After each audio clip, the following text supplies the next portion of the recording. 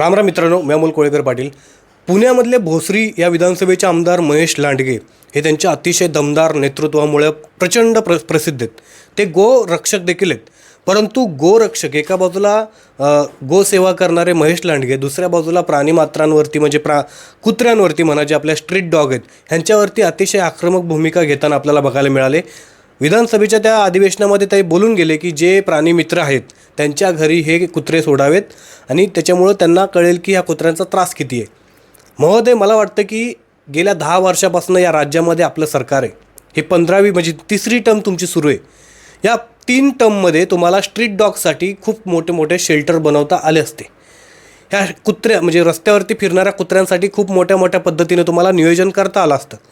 परंतु तुम्ही या सगळ्या प्रकरणामध्ये अक्षरशः सपशेल खोटे ठरलात.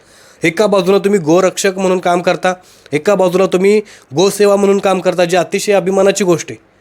आणि दुसऱ्या बाजूला तुम्ही अशाच प्रकारच्या मुक्या जनावरांवरती जर अशा प्रकारचे तुम्ही तुमचं स्टेटमेंट येत असेल किंवा तुमचे अशा प्रकारचे विचार असतील तर जनतेने हा विचार करणं फार गरजेचं आहे की नक्की तुमचं प्राणीमित्रांवरती किंवा प्राणीमात्रांवरती जे काय प्रेम आहे हे खरोखरचं आहे की दिखाव्याचं आहे.